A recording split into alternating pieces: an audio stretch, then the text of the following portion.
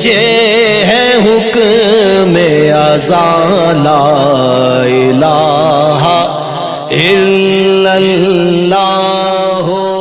ला इलाहा। बिस्मिल्लाहिर्रहमानिर्रहीम। अस्सलातु वस्सलामु अलैका या ख़ातमन नबिय्यीन। जनाब वाला बात यह है कि अल्हम्दुलिल्लाह 12 रबीउन नूर शरीफ की आमद है। सरकार का जश्न, सरकार का मिलाद, ईद मिलादुन्नबी सल्लल्लाहु अलैहि वसल्लम हमारे दरमियान तशरीफ़ फरमा हुआ जाता है। अल्हम्दुलिल्लाह अहले सुन्नत व जमात सिर्फ़ पाकिस्तान में नहीं बल्कि दुनिया भर में इस तकरीब को, इस इवेंट को इंतहाई अक़ीदत व एहतराम के साथ और इंतहाई जोश और जज्बे के साथ मनाते हैं।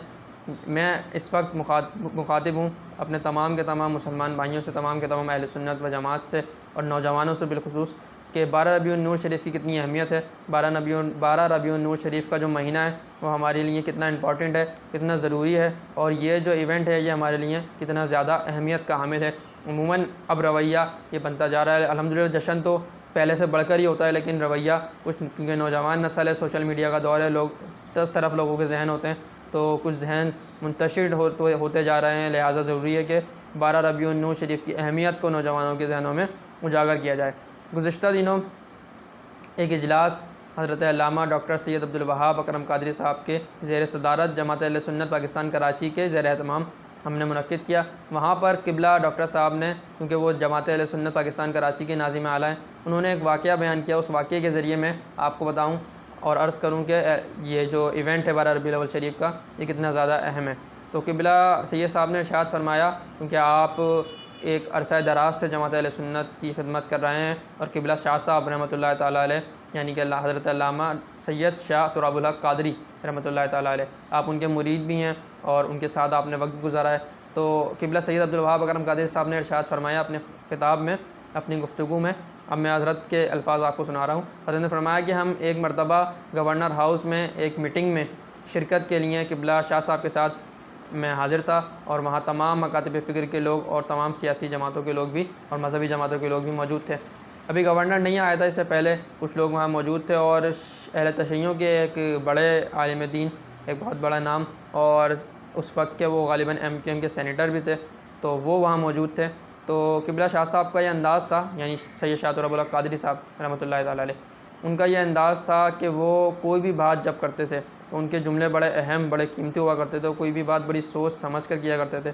और अच्छा, साथ ही आपका ये भी मिजाज था कि आप जब कोई बात करते थे तो उमूमन आप अपनी गुफ्तगू में तंज़ो मिज़ाह को भी शामिल रखते थे। कोई ना कोई ऐसा जुमला आप कहते थे कि जिस पे लोगों को जो है वो हंसी आ जाए, या कोई ऐसा जुमला आप तनकीदी कहते थे कि जिस पे बंदा सामने वाला मतलब हक्का बक्का रह जाए, लाजवाब होकर रह जाए।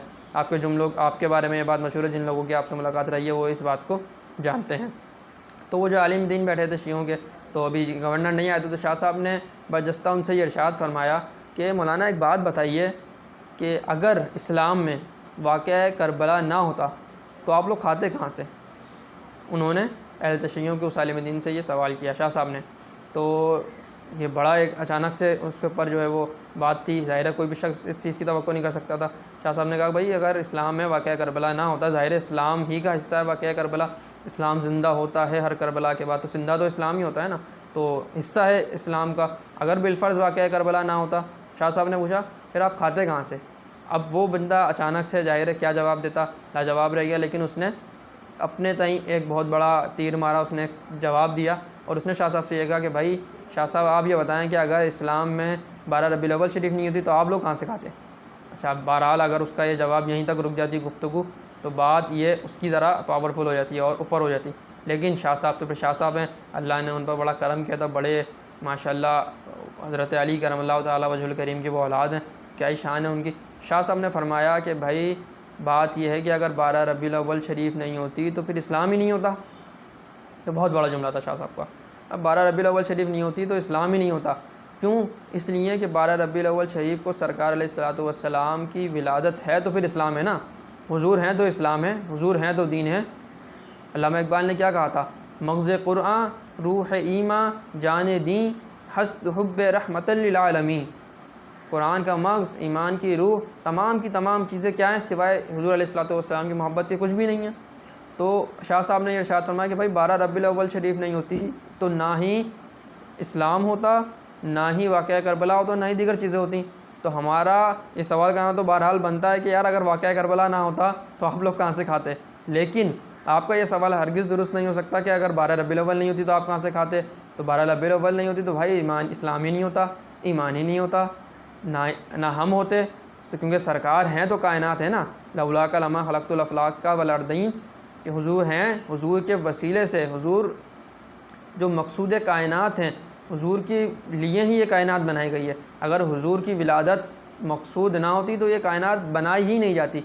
तो लिहाजा 12 रबीउल अव्वल का जो इवेंट है वो इस कदर अहम है कि अगर 12 रबीउल अव्वल शरीफ का दिन ना होता, यानी हुजूर की विलादत का दिन ना होता, तारीख़ों में अगरचे इख्तलाफ है, आला हज़रत ने भी मुख्तलिफ़ तारीख़ें दर्ज फरमाई हैं, लेकिन अगर ये दिन ना होता, क्योंकि 12 को ही बनाया जाता है और जमहूर का भी मौक़िफ़ ये, तो लिहाजा हम 12 की बात करते हैं 12।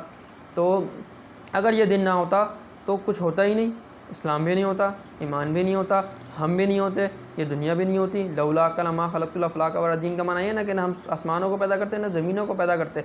मकसूद कायनात तो सरकार की ज़ात है। तो अल्हम्दुलिल्लाह सरकार का जश्न आ रहा है। उलमा ने मुस्तफ़ा सल्लल्लाहु अलैहि वसल्लम के लिए ज़रूरी है कि इस तमाम के तमाम इवेंट को इंतहाई अक़ीदत व एहतराम के साथ ना सिर्फ ये कि मनाएँ, बल्कि इस साल वो कोशिश करें कि सरकार, क्योंकि रहमत लिल आलमीन है, हुजूर इस जहान में रहमत बना के भेजे गए हैं, तो कोशिश ये करें कि आपके इस तमाम की तमाम एक्टिविटीज़ से, जो कि इस जश्न ईद मिलादुन्नबी सल्लल्लाहु अलैहि वसल्लम के उन्वान से होगी, उससे किसी को तकलीफ़ ना हो, लोगों को रहमत पहुँचे, ज़हमत ना हो। आप तेज़ आवाज़ में साउंड ना चलाएँ, आप गलियाँ रास्ते मोहल्ले बंद ना करें। आप कोशिश करें कि आपकी ज़ात से किसी को तकलीफ़ ना हो, बल्कि अगर कोई शख्स तकलीफ़ में मुब्तला है तो ईद मिलादुन्नबी करीम सल्लल्लाहु अलैहि वसल्लम के तुफ़ैल से, उसके निस्बत से आप उसकी तकलीफ़ को दूर कर दें। कोई कर्ज़दार है, उसका कर्ज़ अदा कर सकते हैं आप, वो कर दें। किसी की शादी का मसला, आप उसकी शादी के मसाइल हल करा दें। और कोई मसाइल हैं दीगर, तो आप उसमें हुज़ूर अलैहिस्सलातु वस्सलाम की मीलाद की बरकत और हुज़ूर अलैहिस्सलातु वस्सलाम की मीलाद की मुनासिबत से आप अपना हिस्सा शामिल करें। इंशाअल्लाह अल अज़ीज़ इसकी बेपहा बरकतें आपको अल्लाह रब्बुल आलमीन की तरफ से और सरकार की तरफ से नसीब होगी। अस्सलामु अलैकुम व रहमतुल्लाहि व बरकातुहू।